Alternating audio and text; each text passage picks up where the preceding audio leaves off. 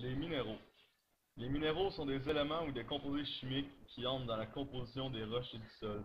On trouve plus de 4000 minéraux différents dans la lithosphère. Certains minéraux sont formés d'un seul élément chimique, comme l'or et le diamant, alors que d'autres sont composés d'éléments chimiques comme le quartz et la magnétite. Les minéraux métalliques. Dans la nature, la plupart des éléments de la catégorie des métaux se combinent avec d'autres éléments, tels que l'oxygène et le soufre, pour former des minéraux métalliques. Par exemple, le fer, le métal le plus utilisé dans le monde, se présente souvent sous forme d'oxyde de fer, comme l'hématite et la magnétite, qui renfermeraient jusqu'à 70% de fer. Les principaux métaux exploités au Québec sont l'or, le fer, le cuivre et le zinc.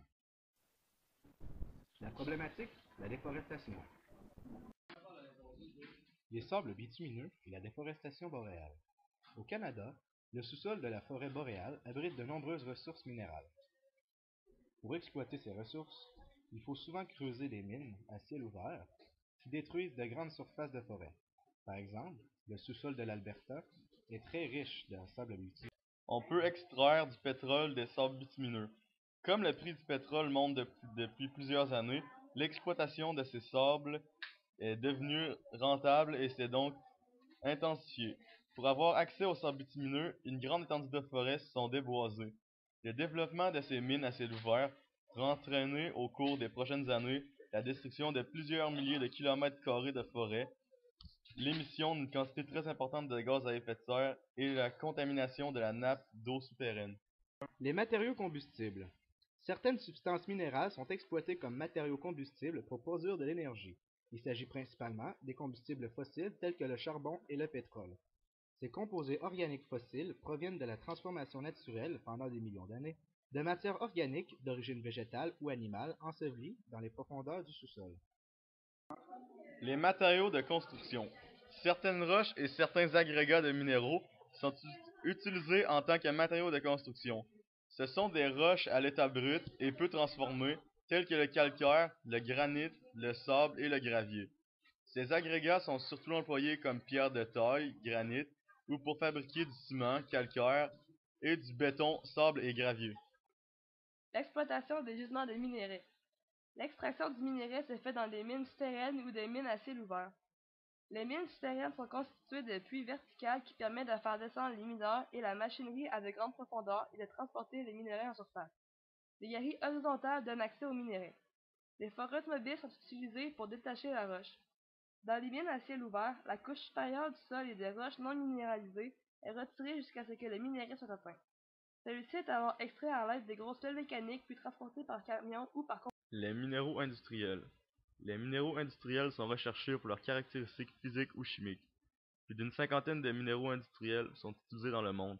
Comme ceux qui sont exploités au Québec, il y a l'amiante, le graphite, le silice et le sel. L'amiante a longtemps été le principal minerai industrialisé produit au Québec.